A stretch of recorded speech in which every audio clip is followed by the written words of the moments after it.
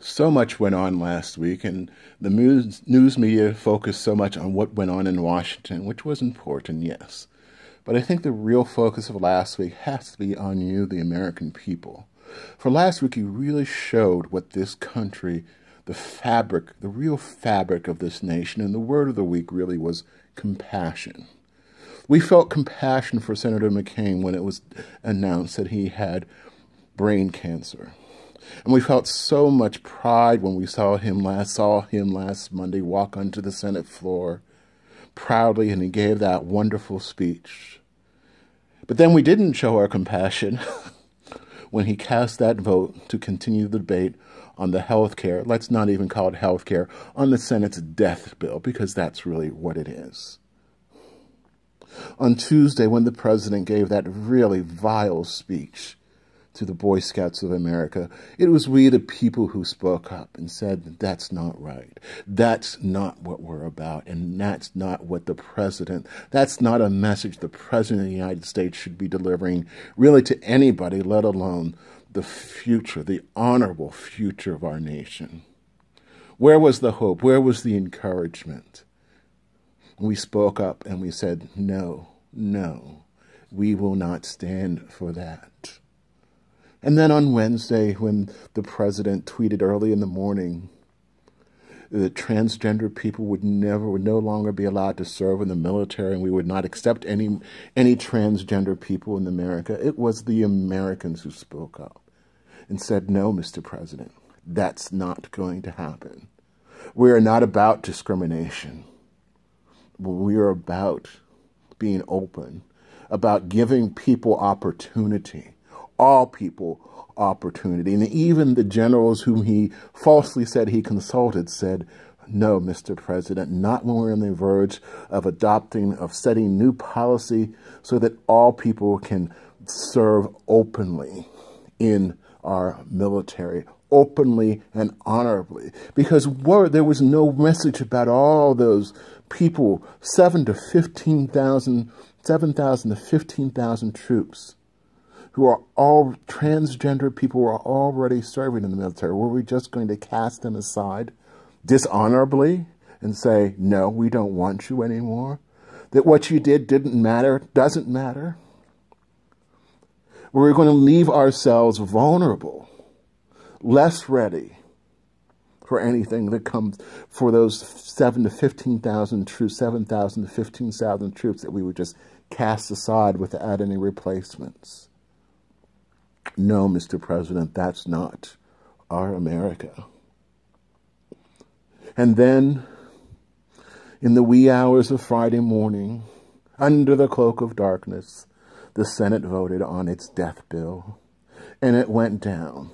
And the news media wanted to hail Senator McCain for casting the deciding vote, but really our compassion and the true heroes were Senators Susan Collins and Lisa Murkowski, for they stood stalwart throughout this whole process and said no. They did not waver once, even under the threats of the president. They did not waver. They said this was not better, this was not right, and that we deserved better. But make no mistake, the reason that the Senate had to vote under the dark of night was because they knew that the people would not stand this in the light of day, and that we had spoken out repeatedly and continuously and said no. And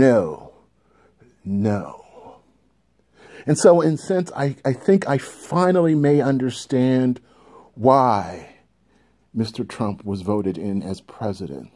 Because I see that the American people wanted change. They wanted decisive change. They wanted better. They wanted they wanted this person who said that he would come in, that he alone could fix things, that he would come in and his health care bill would cover more people and it would have less expensive premiums. He said that he would help fix our infrastructure, that he would reform our taxes. And we wanted that. We wanted to believe him, and we wanted to give him a chance. And we said, maybe it is a businessman who can break through this malaise that is in Washington. But yet, from day one, we told Mr. Trump this. We showed Mr. Trump this, that there was not going to be any slack, that we were not going to deal with any mess. And so the women came out on January 21st.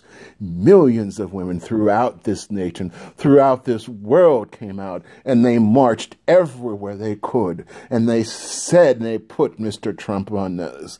And throughout the last 6 months, we have seen demonstrations and protests all over this country, from the lesbians and gays to the disabled,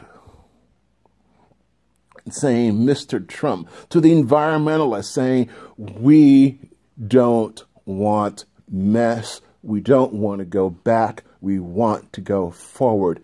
And on this healthcare bed, oh my word, all the little protests all over the country, people going to jail, the disabled coming out, being ripped out of their wheelchairs, people going to town halls, demanding town halls.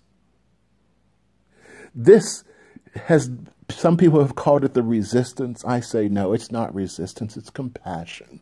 It's compassion. It's saying that we want better. We deserve better. And we will not settle for going back. We don't want to make America great again. We want to make America greater still.